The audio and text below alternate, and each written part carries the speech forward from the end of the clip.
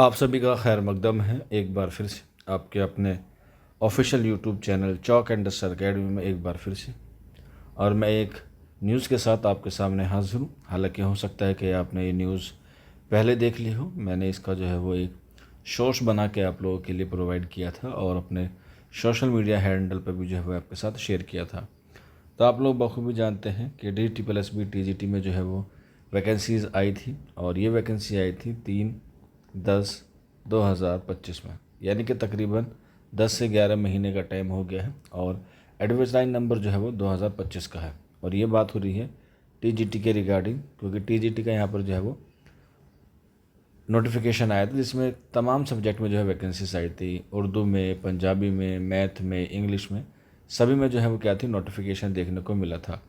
लेकिन उस नोटिफिकेशन में सबसे बड़ा इशू आया था एज क्राइटेरिया का, कि एज क्राइटेरिया जो है वो कम कर दी गई थी। तो अब जो है वो चाहे वो PRT हो, चाहे वो TGT हो, चाहे वो PGT हो, चाहे वो मेल हो, चाहे वो फीमेल हो, सबकी जो है वो एक कर दी थी और वो है 30। हालांकि जो दिल्ली वाले बच्चे हैं उनके लिए जो है वो एज रिलैक्सेशन का छूट था।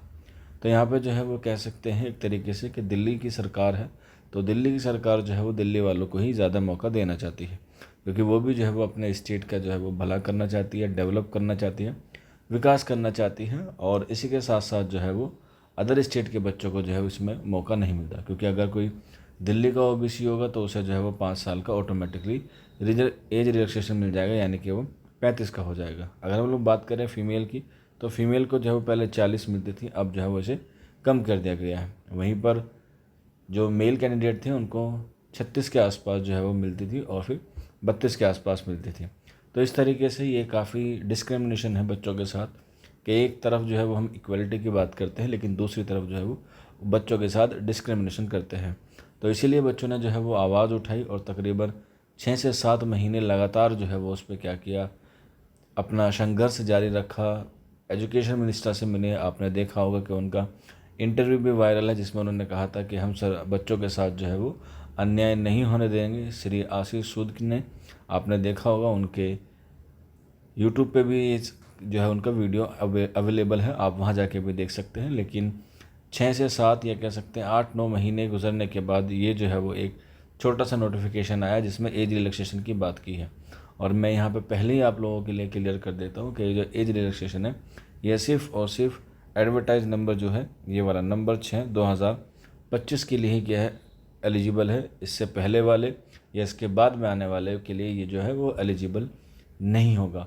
और ये जो एज रिलैक्सेशन हुआ है ये सिर्फ़ और सिर्फ वन टाइम है, यानी कि आपको एक ही बार मौका मिला है। अगर आप फॉर्म भरने के एलिजिबल हो जाते हैं तो आपके जो है वो form as soon as possible जो है वो क्या होंगे, ओपन होंगे। और जिन्होंने ऑलरेडी फॉर्म भर रखा है वो भी जो है वो तैयारी में लगे रहिए, क्योंकि जैसे ही ये पूरा प्रोसेस कंप्लीट हो जाएगा तुरंत जो है वो आपकी नोटिफिकेशन की डेट आ जाएगी। और उम्मीद है कि सितंबर के लास्ट में या अक्टूबर के आसपास आपका जो है नोटिफिकेशन आ जाएगा, क्योंकि ये जो एडवर्टाइजमेंट आया था वो 1 साल पहले आया था। तो उम्मीद है कि 1 साल बाद गुजर जाने के बाद आपको जो है ये नोटिफिकेशन जो है वो आएगा। हालांकि डेट जो है वो पहले भी आ चुकी थी लेकिन बाद में उसे विड्रॉ कर लिया गया क्योंकि एज रिलैक्सेशन का मामला था।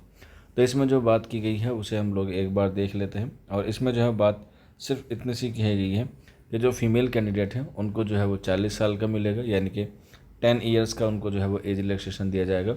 और जो मेल कैंडिडेट हैं उनको जो है वो 2 ईयर का जो है वो क्या दिया जाएगा, एज रिलैक्सेशन।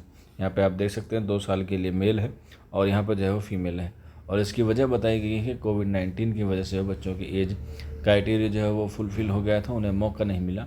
हालांकि उसके बाद जो है वो 21 में वैकेंसीज़ भी आई, उसके बाद जो है वो 24 में भी वैकेंसीज़ आई, तब ये जो है उन्होंने बहाना नहीं दिया था। और अब जो है वो ये बहाना जो है वो नहीं दिया गया है।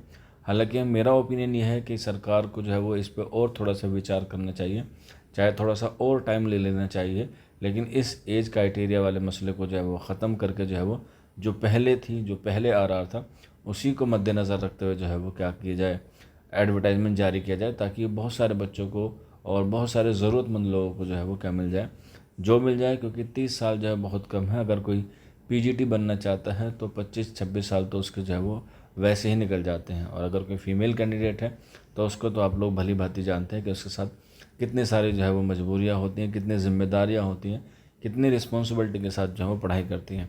तो ये हमारा रिक्वेस्ट भी है सरकार से कि इस पर जो है थोड़ा सा और विचार कर ले, ताकि और बच्चों को जो है मौका मिल जाए। बाकी इसमें सिर्फ इतना सा ही था, पूरा नोटिफिकेशन पढ़ने की ज़रूरत नहीं है। बाकी कोई भी डाउट होता है, कोई भी क्वेरी होती है तो आप लोग नीचे कमेंट बॉक्स में पूछ सकते हैं, या फिर ये हमारा व्हाट्सअप नंबर है 9045220432 9045 220 432। मिलते हैं आप लोगों से जल्दी नेक्स्ट वीडियो में। शुक्रिया।